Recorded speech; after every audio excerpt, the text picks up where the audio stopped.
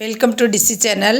பஞ்சு போல் ரொம்ப ரொம்ப சாஃப்டாக டீ கப்பில் சிம்பிளாக ஈஸியாக கேக் பண்ணலாம் வாங்க. ஒரு கப்பில் 3/4 கப் அளவு சுகர் எடுத்துக்கலாம். அதை மிக்ஸி ஜாரில் போட்டு அது கூட 2 ஏலக்காய் சேர்த்து நல்லா பவுடர் பண்ணி வச்சுக்கோங்க. அடுத்து ஒரு பவுலில் அதே கப்பில் 1 கப் கோதுமை மாவு எடுத்துக்கலாம்.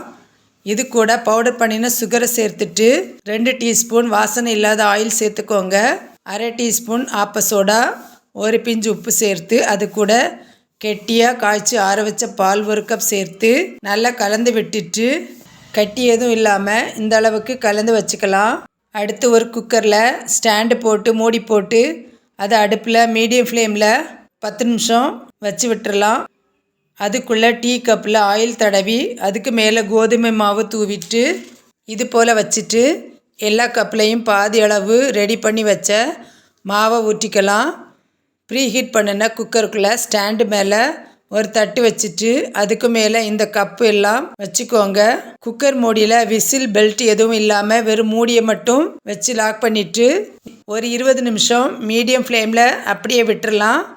20 நிமிஷம் கழித்து ஓப்பன் பண்ணிவிட்டு இது போல் ஒரு கத்தி வச்சு குத்தி பார்த்துக்கோங்க.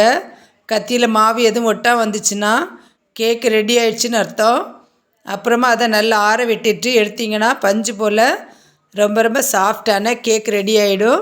ட்ரை பண்ணி பாருங்கள் ஃப்ரெண்ட்ஸ். என்னோடய சேனலை புதுசாக பார்க்குறவங்க ப்ளீஸ் சப்ஸ்கிரைப் பண்ணிக்கோங்க. என்னோடய சப்ஸ்கிரைபர்ஸ் அனைவருக்கும் நன்றி. தேங்க்ஸ் ஃபார் வாட்சிங்.